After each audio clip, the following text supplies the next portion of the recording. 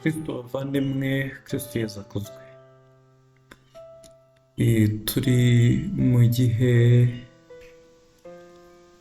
cyiza, igihe Kiliziya iduteganyiriza igihe cy'igisibo, ariko by'umwihariko twinjiye mu cyumweru gitagatifu. Muri iki cyumweru gitagatifu rero hari ibyo Kiliziya iteganya n'umurongo ngenderwaho iba yarashyizeho kugira ngo abakristo twese tubashe kuwugenderamo, kugira ngo tuzabashe guhimbaza pasika neza kandi twarabyiteguye. Nibyo rero tugiye kurebera hamwe muri uyu mwanya ingingo z'ingenzi zitwinjiza mu munsi mukuru nyirizina, ariko by'umwihariko iki cyumweru gitagatifu. Ese ubundi ku cyari cyumweru gitagatifu kitumariye iki nk'abakristo? Tugomba kucyinjiramo dute? Muri aka kanya rero turifashisha n'ijambo ry'Imana, tugerageza no gusobanura ndetse na liturujia uko igomba iteganya imigenzo nyine iteganyijwe n'imyitwarire ku mukristo muri iki gihe cy'igisibo, ariko by'umwihariko muri iki cyumweru noneho gitagatifu kitwinjiza neza mu byishimo bya pasika. Iki cyumweru rero wakwibaza mu kuki ari icyumweru gitagatifu, nibyo tugiye gusobanukirwa muri kano kanya. Ariko mbere ya byose reka tubanze dusenge kugira ngo Nyagasani abane natwe, abe ari buze kudufasha kumva neza kurusha uko njyewe naza kuvuga, kuko njye nshobora kuvuga byinshi, ariko nubwo nakwigisha nubwo nabwira, ariko burya ngo nyirizina guhindura nyirizina n'iby'Imana.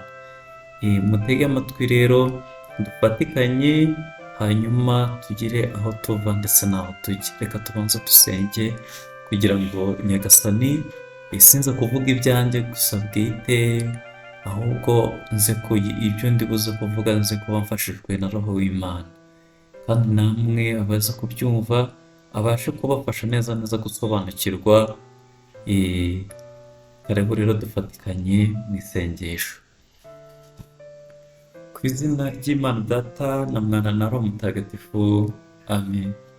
Nyagasani bumbura umunwa wanjye ngusingize, ngwino mfashe Mana yanjye tugukunda abana Nyagasani. Ngwino wowe Roho Mutagatifu sanganya imitima wo kwemera bagukunda, ohereza Roho wawe byose bishya, isi izabone guhinduka. Dusabe. Mana amenyesha kwemera Roho Mutagatifu, turagusaba kubwirizwa nawe ukunda ibitunganye no kunogerwa nawe iteka, ku bwa Yesu Kristo umwami wacu, amina. Turagusingiza dawe Mana yacu, singizwa kuko udukunda byahebuje, singizwa kuko ari wowe waduhaye ingabire y'ubuzima, ariko iyo ngabire y'ubuzima muntu akaba yaribukije urukundo rwawe maze akajya kure yawe, ariko wowe ntiwamutererana, ukamwohereza Yesu Kristo umwana wawe kugira ngo amucungure. Urwo rukundo rutagira urungano nirwo twiyambaza tuvuga muri iyi minsi, nirwo turi kwizihiza tuvuga uko waducunguye. Turi kubyizihiza rero muri iyi minsi tuzirikana urupfu n'izuka by'umwana wawe watwitangiye maze akatugarurira ubugingo. Ari nayo mpamvu tugusaba kugira ngo uduhe gucengerwa n'urwo rukundo, uduhe no gusobanukirwa izo mbabazi watugiriye, maze natwe tubashe kumenya uko twitwara mu buzima bwacu. Turakwituye rero kugira ngo muri kano kanya haba ari twebwe, ahubwo izina ryawe ryigaragaze, ryiheshe ikuzo muri twe, kandi ari njyewe uri kugira ibyo mvuga muri aka kanya, ari n'abagiye gutega amatwi iki kiganiro, twese twabashe kuzurwa, twese twuzurwe na Roho Mutagatifu kugira ngo tubashe gukora igikwiye. Urakoze Nyagasani Yesu. Ku izina ry'Imana Data na Mwana na Roho Mutagatifu, amen. Tugiye rero kwinjira muri iki kiganiro, ariko by'umwihariko kugira ngo tubashe kumva neza icyo kiliziya iduteganyiriza kuri uyu munsi, tugiye guhera ku munsi mukuru w'amashami. Umunsi mukuru w'amashami, ariko nanone mbere yuko twinjira ku munsi mukuru w'amashami, turi mu gihe cy'igisibo. Iki gihe cy'igisibo kigizwe n'iminsi 40, dushishikarizwa kwicuza, gusenga no kwisubiraho. Mu gusiba, ijambo ubwabyo igisibo, murumvamo gusiba. Gusiba rero ushobora kwibaza ngo ubundi se dusiba iki? Muri iki gihe cy'igisibo dusabwa gusiba cyangwa se kureka bimwe mu byo dukunda twari dushyize imbere, tukabasha kwimika Imana mu buzima bwacu.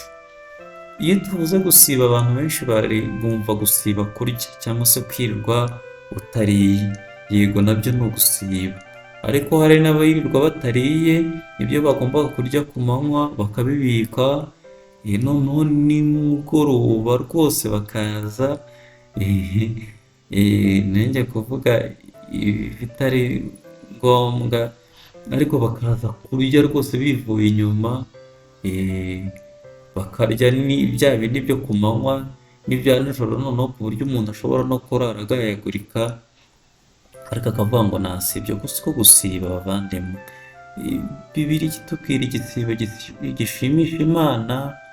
Muri icyo gisibo itubwira ko gusiba nyabyo ari ukureka ibyo twari turimo, ariko nanone n'ibyo ngibyo ikatutoza n'umugenzo wo kugira ngo ibyo ngibyo twasibye tubashe kugira ute no kubifashisha abatabifite. Uko rero niko gusiba nyakuri. Noneho rero muri icyo gisibo tuzirikana by'umwihariko n'iminsi 40 Yezu ubwe yamaze atarya atanywa, ahubwo asenga. Twebwe nk'abantu ntabwo dushishikarizwa ngo umare iyo minsi 40 utarya, usenga, ngo utarya utanywa, ntabwo yashira pe. Babwije ukuri, icyo gihe iyo minsi 40 sinzi imbaraga waba watijwe, ariko birashoboka mu buryo bw'ukwemera, ariko nanone wahawe izindi mbaraga na Roho w'Imana. Ariko nta muntu tubwira ngo kugira ngo usibe byemerwe ngo nuko umara iyo minsi utarya, oya, wapfa, kandi waba umeze nk'uwiyahuye. Rero ahubwo gusiba bishimisha Imana, igisibo gishimisha Imana ni ukwibuka abababaye, abakene, abashavuye, abo bose badushakashaka, badukeneye kugira ngo tubagirire neza, tukabasha kubafasha, ariko nanone tukabasha no kunagura umubano wacu n'Imana. Muri icyo gihe rero cy'iminsi 40 tuba tugomba kugira umwanya uhagije wo gusenga kugira ngo tubashe no gutsinda sekibi. Tugomba kubona umwanya wo kwisubiraho no kwisuzuma, tukareba aho tutagenje neza, tukareba aho twagiye mu nzira sekibi aduhamagarira, noneho tukirinda kugumya kuba imbata ye, ahubwo tukagaruka mu murongo mwiza w'abana b'Imana. Mbibutse ko ntabwo Imana yanga abanyabyaha, ahubwo yanga icyaha. Kuba turi abanyabyaha bivuze ko tugomba no kwisubiraho kugira ngo twongere tugarukire Imana. Icyo rero nicyo gisibo, bavandimwe, ni ugufata uwo mwanya wacu tukitekerezaho, tukisuzuma, tukagira n'umwanya wo gusaba Imana imbabazi, by'umwihariko biciye mu isakaramentu rya penetensiya. Muri iki gihe rero nizere ko abantu benshi bamaze guhabwa penetensiya kugira ngo tuzinjire umunsi mukuru wa pasika tunezerewe. Noneho rero reka twinjire mu cyumweru gitagatifu. Icyumweru gitagatifu ni cya kindi noneho ni ukuza dushyira akadomo kuri cya gihe tumazemo iminsi, noneho ni ukureba ngo ntaratunganya neza ni hehe. Tukinjiramo rero nyirizina, twinjira mu bubabare nyirizina bwa Yezu Kristo. Uti rero biratangira gute? Kugira ngo tubyinjiremo neza, turazirikana ku munsi mukuru w'amashami. Mashami itwibutsa uko birumvikana ya minsi Yezu amaze ya minsi 40 atarya cyangwa asenga, noneho amaze no gutsinda shitani, kuko icyo gihe mwibuke neza muri icyo gihe Sekibi yaje kumushuka. Nyuma yo kumushuka rero yarayitsinze. Bavandimwe, natwe buri gihe duhora dutsindwa. Ntabwo ari buri gihe dutsindwa, ariko akenshi dutsindwa na Sekibi. Aradushuka ndetse rimwe na rimwe tukemera. Rimwe na rimwe akatwereka ibyiza runaka, akakwereka ati ugombe wibe kugira ngo utere imbere. Iterambere ni ryiza, yego turarikeneye, ariko Imana idusaba gukora kugira ngo tugire icyo tugeraho. Ariko Sekibi we arakwereka ko hari n'ubundi buryo. Niyo ujya guhinga uzajya kweza nyuma y'umwaka cyangwa amezi atanu, uzaba oya, igenda hariya hari igitoki, hariya hari ihene y'umuturanyi, hariya hari iki, akakumvisha ko wabyiba ukabigeraho vuba utarinze kurindira cya gihe cy'umuntu wakoze. Ariko ingaruka z'icyaha ntizitinda kwigaragaza.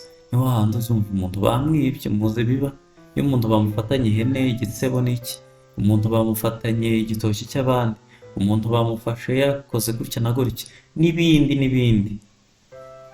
Umuntu akajya ku kazi, yava ku kazi afite umugore, afite urugo rwose, yatambuka afite amafaranga hariya, akajya mu kabari, yarangiza kwisomera icupa, akabona wenda se hari abakobwa bicuruza cyangwa iki, aho kugira ngo arinde agere mu rugo aze kuganiriza umugore, bitabiza bifite indi ingaruka yindi bitera, akumva ko agomba kujya aho ngaho, hafi aho ngaho agakemura ikibazo n'abakobwa b'indaya n'ibindi. Rimwe na rimwe bikamutera ikibazo. Abakobwa ntibagire umwira, bagutera icyuma, bishobora kuza kurangira bakagukubita n'amacupa. Hari abahura n'ibibazo bitandukanye, hari ababura hari n'abo biba n'ibindi. Ugasanga birongeye bikanamwafekita, akaza no gusenya urugo rwe yubatse, cyangwa se akahavana n'indwara zitandukanye, ashobora no kuzanduza n'abandi n'ibindi. Sekibi rero tujye mu isengesho, tuba kuvanamo n'imbaraga zo kumutsinda. Kandi koko birashoboka hamwe n'Imana. Reka tuze rero ku munsi wa Mashami. Icyo gihe rero kirangiye, Yezu noneho yagaragaye, yinjiye mu murwa wa Yeruzalemu nk'umwami. Reka turebe by'umwihariko uko ijambo ry'Imana ribitubwira. Yezu yakirwa i Yeruzalemu nk'umwami. Tugiye kubisanga rero mu ivanjiri ya Luka, umutwe wa 19, umurongo wa 28, tugeze ku murongo wa 40. Nyagasani Yezu nabane namwe. Amagambo y'ivanjiri ntagatifu uko yanditswe na Luka. Nahabwe ikuzo Nyagasani. Yezu amaze kuvuga ibyo, abarangaza imbere, azamuka agana i Yeruzalemu. Nuko agiye kugera i Betifage n'i Betaniya hafi y'umusozi witwaga uw'Imizeti, yohereza 2 mu bigishwa be, arababwira ati, nimugende mu ngo ziri imbere yanyu, nimuhagera murahasanga icyana cy'indogobe kiziritse, kitigeze kigira undi giheka, mukiziture mukinzanire. Nihagira ubabaza ati, murakiziturira iki? Mumusubize muti, Nyagasani aragikeneye. Intumwa ziragenda zisanga bimeze uko Yezu yabibabwiye.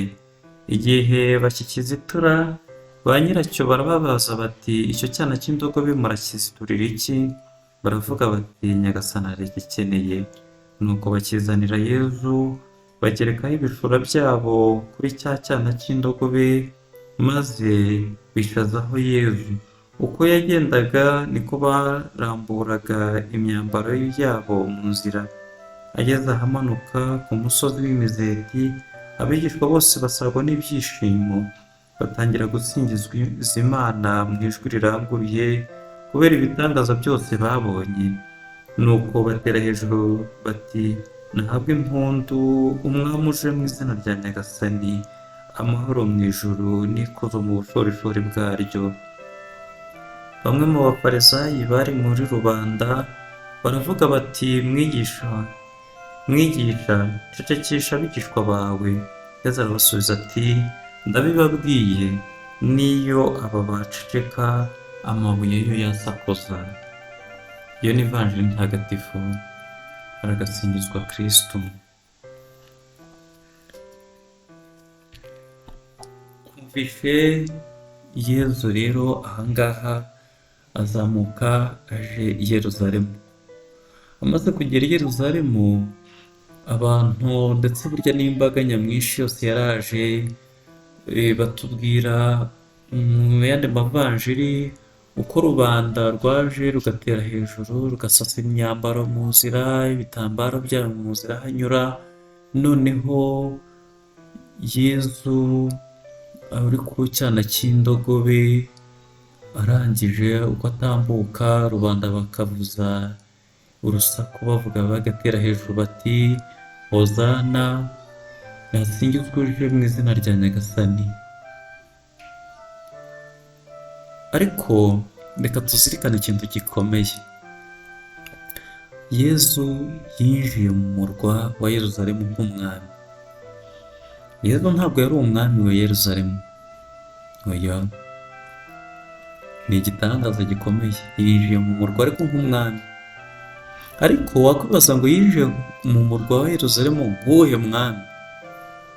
Yezu yinjiye mu murwa wa Yeruzalemu nk'umwami koko, ariko utangaje. Abandi bami bagenderaga ku mafarasi, wagiye ku cyana cy'indogobe. Yezu kwicara ku cyana cy'indogobe ni biratwibutsa ko ubwami bwa Yezu ni ubwami bwicisha bugufi. Ntabwo ari nk'abandi bami b'isi. Ni umwami w'isi yose, ndetse isi yose ndetse n'ijuru. Ni umuremyi, ni umukiza, ni umutabazi, ariko acisha bugufi. Ahangaha bageze batangiye kumanuka hariya ku musozi w'imizeti, ngo abigishwa basabwe n'ibyishimo. Batangiye gutekereza ibitangaza byose Yesu yagiye akora, barangije buzura Roho Mutagatifu, batangira gutera urusaku rw'ibyishimo. Ubundi ntawe ushobora gusingiza Yesu atabibwirijwe na Roho w'Imana.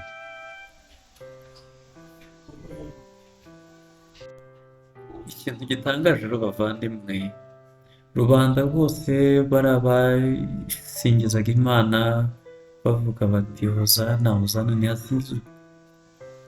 Murambabarira gato. Bavuga bati, ntihasingizwe uje mu izina rya Nyagasani, nahabwe impundu mu ijuru. Iyo rubanda yamusingizaga imukuza, nirwo tuzabona tuzirikana kuwa gatanu mutagatifu, ruzabana none rutera hejuru ruti nabambwe. Bitwibutsa ko umuntu nyine ahinduka. Umuntu ni mugari, umuntu arahinduka. Ariko bakristo bavandimwe rero, uyu Yezu uca bugufi, uyu Yezu wihangana, uyu Yezu utuza kandi akoroshya, reka natwe tumwigireho gusa nawe duce bugufi, kugira ngo tubashe kwakira neza ikuzo ry'izuka rye. Uyu rero Yezu amaze kugera i Yeruzalemu no kwakirwa nk'umwami, Yezu mu bihe bye bya nyuma, nta kindi cyari kimuzanye. Misiyo yiwe nyirizina yari yegereje ndetse yari igezweho, yari iri hafi. ni ukuvuga ngo Yezu yarazamutse yakirwa i Yerusalemu nk'umwami, noneho nyuma yaho ubwo tukaba twinjiye noneho rero muri cya gihe cye cy'ububabare. Iki gihe cy'ububabare gikomeza batwinjiza nyirizina, kiliziya iduteganyiriza kwibuka noneho ibyakurikiyeho, by'umwihariko ari mu karisitiya asangira n'intumwa ze, ndetse akazoza n'ibirenge. Nanone hagaragaramo urukundo rurenze urugero, urukundo rwa rundi rugaragara mu kwicisha bugufi. Yezu yoza ibirenge intumwa ze, kandi ari we ahubwo yari kujya hariya akababwira ati munyoze ibirenge, ariko we aca bugufi. Nicyo kintu gikomeye tugomba kuzirikana muri iki gisibo, guca bugufi. Arangije aranitanga wese, yiha intumwa ze mu gisa n'umugati na divayi, ndetse abategeka kuzajya bahora babikora kugira ngo bibabere urwibutso. Ibyo ngibyo tubizirikana ku wa kane mutagatifu. Tuzirikana ingingo ku wa kane mutagatifu, kiliziya iduteganyiriza ibintu bitatu nyirizina: iremwa ry'ubusaserdoti n'ukarisitiya.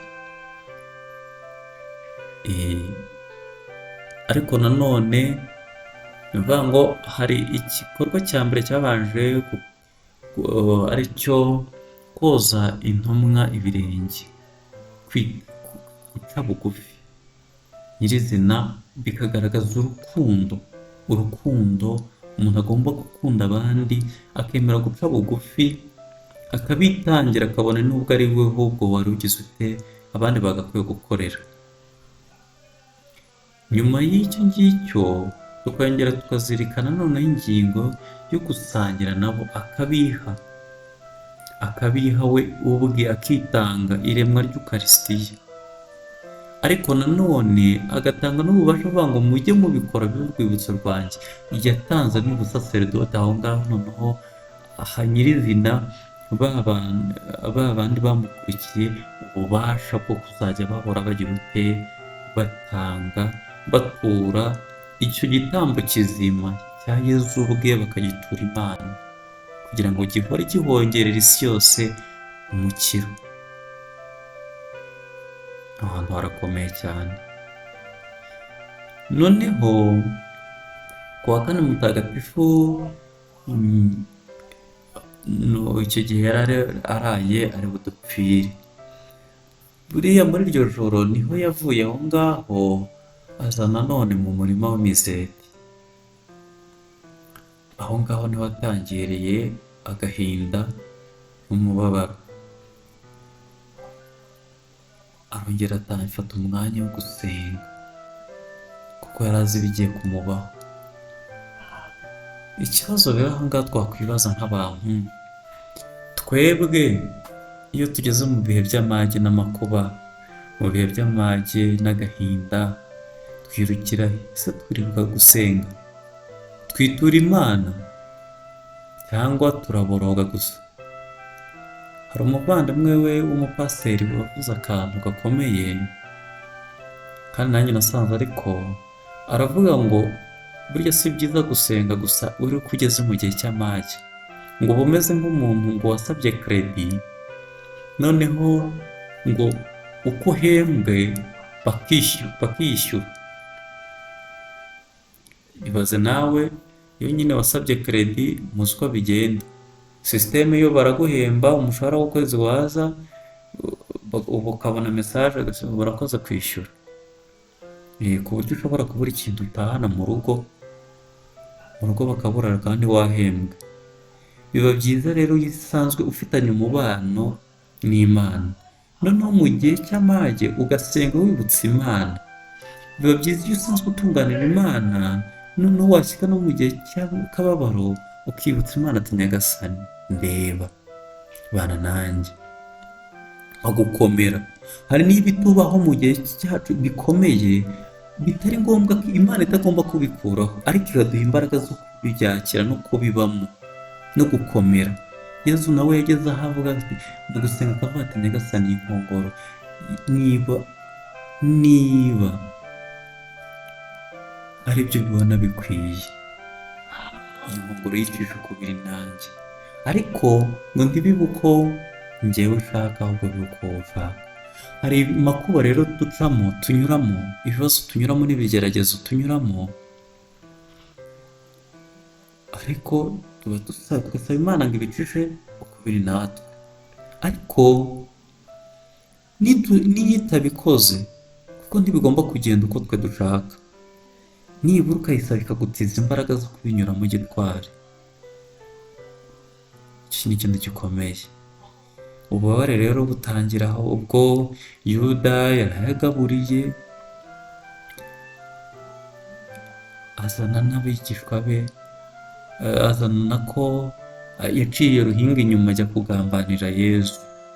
Ibyo turabizirikana kuwa gatanu mutagatifu, uko byagenze, uko yafashwe, ububabare yahuye nabwo, uko bamushyikirije Pilato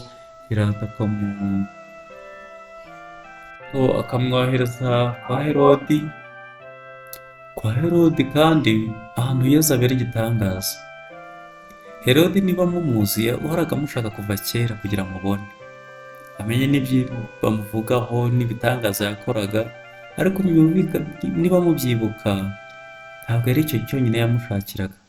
Mwibuke Yezu mu kuvuka kwe, Herodi yishe abana bose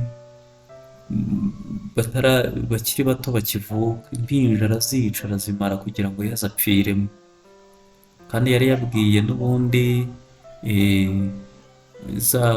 ba banyabwenge bari baje kureba Yesu ngo bagende bamushake, nibamubona bazagira ute, bazamumwereke aze kumuramya, ariko we yaragamiriye kumugirira nabi. Yezu na ba bandi bagambiriye kumugirira nabi, afite uburyo ajya bunga n'abandi bagenzi babo. Herodi nawe yiyunze na Pilato, kubera ko mbere ntibari basanzwe bavuga rumwe, ariko abashije kumwereka Yezu, kumwoherezaho Yezu, birangira bongeye kwigorora nabo. Nyuma rero baramugarura aho ngaho, bamucira urubanza ndetse rwo gupfa, urupfu ndetse rwo ku musaraba.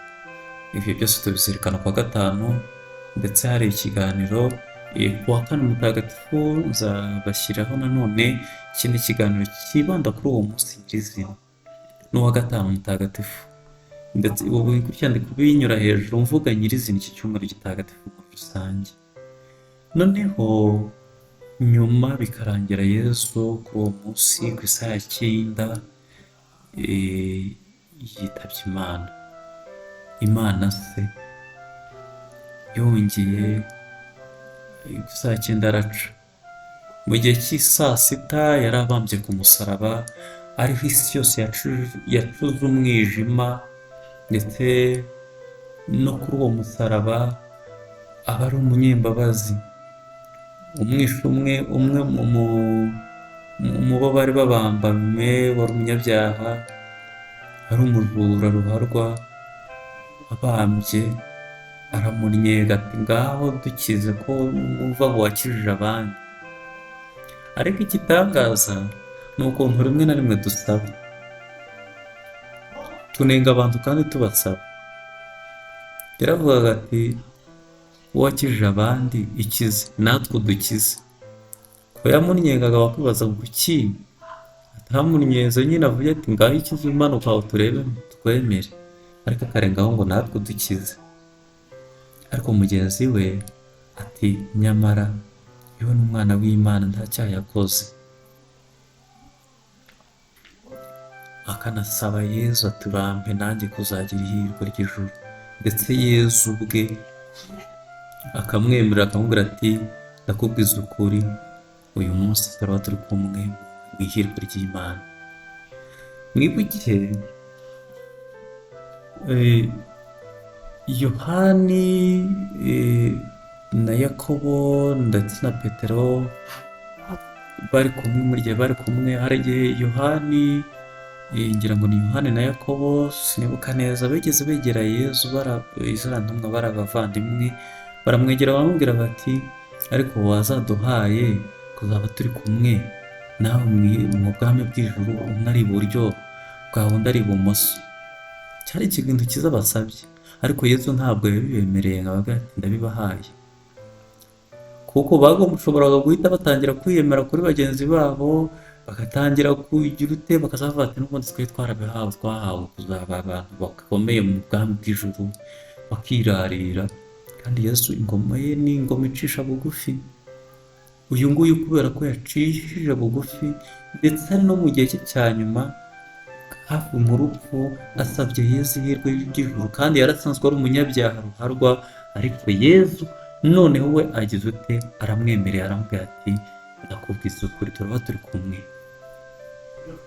Ni ikintu gikomeye cyane, guca bugufi, gusaba imbabazi, hahandi ugeze ku mwuka wa nyuma, bitubere ikimenyetso cy'uko nta muntu ugomba gucira abandi urubanza. Icyumweru cyashize mbere kibanziriza iki ngiki cya Mashami, twazirikanaga wa mugore wafashwe asambana. Baraje bamushyira aho ngaho, abantu bati mu mategeko ya Musa handitse ko umuntu nk'uyu nguyu wafashwe asambana agomba guterwa amabuye. Yezu yakoze iki? Yiyandikira hasi arabihorera, bagumya kumutota ati urabivuga iki? Yezu arangije arababwira ati udafite icyaha nafata ibuye abanza arimutere. Barangije bose bagatekereza, bose bagenda urusorongo. Wakwibaza ngo kuki bagiye urusorongo? Uretse no kuba baritekereje, ubwabyo icyaha cya mbere bari bakoze, bari bazanye umugore wenyine. Ese bari bamufashe asambana wenyine? Umugabo se yari arihe? Hari uburyo tuvuga ati wowe igendere, tugashyiramo amarangamutima ati wowe uri umunyabyaha, yego wakoze nabi, ariko urubatse nk'abantu nk'uko tubigenza, igendere, kanaka we arabiryore kuko we n'ubundi nta gaciro afite. Bigera n'aho Yezu avuga, asanze ari we wenyine usigaranye n'uwo mugore, ati ese nta n'umwe waguciriye urubanza? Ati ntawe nyagasani. Ati genda nanjye singucira urubanza, ariko wibukiraho kugira ute gucumura. Uyu mugore natubere nawe urugero, yarekeyeho gucumura, kandi noneho igitangaje ni nawe uzamenya inkuru y'izuka bwa mbere Kristo Yezu akozwe. Ni we muri ba bagore bazimutse kumva bagasanga Yezu ari muzima. Ni we wa mbere ari muri abo bagore babashije kumenya inkuru y'izuka bwa mbere. Yezu yazanywe n'abanyabyaha, ntabwo yazanywe n'intungane. Yaje kugira ngo abo bose badafite ubuzima babubone. Ubu ni we Yezu dushishikarizwa gukurikira. Noneho rero kuwa gatandatu mutagatifu, kuwa gatanu mutagatifu, ikindi bibutse uko liturujia yiteguye mbere. Kuwa kane mutagatifu igitambo cya misa gitangira nk'ibisanzwe, ariko nyuma y'ijambo y'Imana risizwe mu ijuru, nta nanga nta kintu, utangira kwinjira mu bubabare nyirizina. Bya bicurangire by'ibyishimo n'ibiki byose tubirekera aho ngaho. Umubabaro nyine tugatangirana na Yezu, tugafatikanya iyo nzira y'umusaraba. Imisi igakomeza, hakabamo wa muhango nababwira koza intumwa ibirenge, tukabikora tubigirana n'ubundi, no mu gitambo cya misa bikagarukamo. Noneho hakaba iremwa ry'Ukarisitiya, tukongera tukinjiramo nyirizina, tugahabwa Yezu watwiguranye. Nyuma yaho nibwo noneho habaho no gushyingura isakaramentu. Muzi ko mu kiliziya ntabwo noneho muri taberenakoro hahandi hashyingurwa isakaramentu ryongera kuhajya, oya, Yezu avanwa aho ngaho. wa Yezu twari dusanzwe duhabwa, noneho agiye mu mizeti, atangiye ububabare. Noneho tugiye muri cya gihe cy'ububabare rero, tukamukurikirana, tukamushengerera, ndetse tukaba maso, tugasabwa kuba maso. Intumwa za Yezu zari kumwe nawe ntabwo zabashije kuba maso n'akanya gatoya. Ndetse ku wa gatanu mutagatifu ho byabaye n'ibindi, noneho ziramutererana. Ku wa gatanu mutagatifu rero tukirirwa muri ubwo bubabare, hakaza kubaho guharira agaciro k'umusaraba, ndetse ibyo byose tuzabirebaho uko bigenda, imihango yose ikorwa, nuko guha umusaraba icyubahiro, kuramya umusaraba, ndetse Yezu tukazirikana amaze gupfa, twarangiza tukikubura tugataha. Ndetse gutaha burya ntabwo twongera gutaha nk'ibisanzwe, ntibanatubwira ngo mujyane amahoro ya Kristo nk'indi minsi. Nta na misi habaho uwo munsi ku isi yose. Twirirwa muri uwo munsi w'ububabare, noneho tegereje. Ndetse no ku wa gatandatu, buriya ku wa gatandatu twirirwa dutuje muri uwo mujyo, kuzirikana ububabare. Yesu ntagihari, ntakiri aho ngaho, ari mu mva. Noneho ku wa gatandatu mutagatifu niho noneho twongera kugaruka mu byishimo bya pasika. Uwa gatandatu mutagatifu dutangira guhimbaza pasika nyirizina, ariko noneho tugahera uko uwo munsi ukoze, n'amasomo y'uwo munsi atangira mu ntangiriro, kuva ku iremwa ry'isi, uko umuntu yacumuye, ibyo yanyuzemo, uko Imana yagiye yohereza abatagatifu, uko Imana yabaye mu muryango wayo, kugera noneho ku ikuzo ryo kuzuka, tugasongera ku ikuzo ryo kuzuka. Hanyuma ku cyumweru tukazirikana by'umwihariko pasika. Iki cyumweru rero gitagatifu ni kitubera icyumweru nyine gitagatifu, kidutagatifuza. Duhamagarirwa rwose kuba abatagatifu. Mu ibaruwa Pawulo mutagatifu yandikiye abanyekorinti, ibaruwa ya mbere Pawulo mutagatifu yandikiye abanyekorinti, ibaruwa ya mbere Pawulo tumwandikiye abanyekorinti, umutwe wa mbere kugera ku wa gatatu, haravuga ngo: njyewe Pawulo intumwa, watorewe kuba intumwa ya Yezu Kristo uko Imana yabishatse, hamwe n'umuvandimwe wanjye Sositeni, kuri kiliziya y'Imana iri i Korinti, ariyo mwe mwese abatagatifujwe muri Yezu Kristo, mugahamagarirwa kuba intungane hamwe n'abandi bose biyambaza aho bari hose izina rya Nyagasani Yezu Kristo, umwami wabo n'uwacu. Tubifurije ineza n'amahoro biva ku Mana umubyeyi wacu no kuri Nyagasani Yezu Kristo. Ndagira ngo mwumve ako kantu: njyewe Pawulo intumwa ya Yezu Kristo ko Imana yabishatse. Ariko n'umuvandimwe wanjye Sositeni uyu uvugwa aha, ntabwo nabivuze kubera ko nanjye niko nitwa. Uyu nguyu niwe wari umutware w'isengero ry'i Korinti. Aho ngaho ni wenyine mwita umuyobozi wari uyoboye iyi kiliziya y'i Korinti. Yanditse rero ati kuri iyo kiliziya y'Imana iri i Korinti, ariko ngo ariyo mwebwe, kiliziya y'Imana iri i Korinti ariyo mwebwe abatagatifujwe. Mutazagira ngo ni Korinti gusa yabwiraga. Hari abantu bajya bavuga ngo ubundi ngo niba ibaruwa yarandikiwe abanyekorinti kuki bayidusomera? Oya, iyo kiliziya iri i Korinti ni ariyo mwe, Pawulo yarabisobanuye ati ariyo mwebwe abatagatifujwe muri Yesu Kristo mugahamagarirwa kuba intungane hamwe n'abandi bose biyambaza aho bari hose izina rya Nyagasani Yezu Kristo umwami wabo n'uwacu.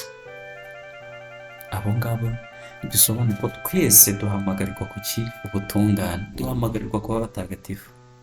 Iki cyumweru rero ni ikidufasha kuba intungane, ni ikiyongere kudufasha kugaruka hamwe ku isoko, kugaruka hamwe n'umwana w'Imana, twongere kunga ubumwe. Yezu ubwe mbere y'uko adupfira yadusabiye kuba umwe nawe, avuga ngo dawe abo wampaye nifuza ko baba umwe nanjye, kugira ngo abo bunga ubumwe n'ubundi nawe uko njye ndi umwe nawe mu bumwe bw'Imana Data na Mwana ndetse na Roho Mutagatifu, aba ariko nabo baba umwe nanjye. Dufatanye rero guca bugufi, by'umwihariko kwambaza Imana no kwakira ubutumwa Imana idukenera, kugira ngo iki cyumweru kitubere cyiza, tukinyuremo neza, noneho tuzagere ku munsi mukuru wa pasika twishimye, ndetse ibyo bidutegurire no kuzabasha gusangira hamwe na Kristo pasika nshya y'umugambi bw'ijuru, aho twategure kuzabana nawe iteka ryose. Reka nsoze rero mbashimira mwese mwakurikiye iki kiganiro, kandi nyine mbasabira kugira pasika nziza, mubeho mubereyeho Imana, ubuzima bwanyu Imana igiye yigaragaza muri bo. Ndabashimiye kandi mbifuriza amahoro y'Imana.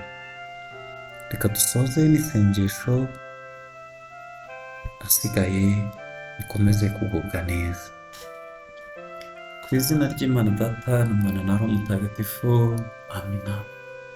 Turagusingiza dawe umutegeka w'ijuru n'isi, singizwa ko uri umukiza, singizwa ko uri umurengezi, singizwa ko waje mu isi kuyishakashaka no kurokora icyari cyazimiye, aricyo twebwe twari twivukije urukundo rwawe. Urwo rukundo rwawe ni rwo rwatumye wemera kutwitangira, none rukanadusaba guca bugufi kugira ngo twigane, kugira ngo tuzabashe no kuza aho waciye, kugira ngo tubashe gutwara imisaraba yacu, duheke imisaraba yacu natwe tugukurikire, maze iyo misaraba yacu izatugeze ku mutsindo no ku mukiro wagenewe abazakwizera bose. Turakwituye rero twebwe twese, tugutuye isi yacu, tugutuye u Rwanda rwacu, tugutuye abadakuze n'abadashaka kukumenya no kugukunda, tugutuye abayobozi b'igihugu cyacu ndetse n'abayobora amahanga, kugira ngo bose ubane na buri wese, uhoshe intambara ziri ku isi ziyugarije, uhoshe urwango, urebe abari mu mage, abafite agahinda, biri mu bibazo by'inzara n'andi makuba y'ubwoko butandukanye, wigaragaze nk'Imana. Turakwituye rero tugutura n'abacu, tugutuye inshuti, abavandimwe ndetse n'abanzi bacu, abantu batwifuriza ibyiza, kugira ngo nabo bose ubahindure, ubakomeze kandi ubagaragarize ibyiza. Twibutse ko gutsinda ikibi tugomba kugitsinda ariko dukoresheje icyiza. Turakwituye rero kugira ngo ubane natwe, udutagatifurije roho wawe, kugira ngo tuzakubone, tuzabashe kugira pasika nziza, ariko ikirusha byose tuzabashe kugira ihirwe ry'ijuru, tuzabashe gutsinda, tuzabashe kukubona, tuzabane nawe mu bwami bw'ijuru. Tubigusabye ku bwa Yezu Kristo umwami wacu, amina. Hubaha Imana Data na Mwana na Roho Mutagatifu, uko bisanzwe iteka, ni wowe no mu iteka ryose. Hubaha Imana Data na Mwana na Roho Mutagatifu, uko bisanzwe iteka, ni wowe no mu iteka ryose. Amina. Hubaha Imana Data na Mwana na Roho Mutagatifu, uko bisanzwe iteka, hubaha no mu iteka ryose. Amen. Ku izina ry'Imana Data na Mwana na Roho Mutagatifu. Amen. Mugire amahoro y'Imana.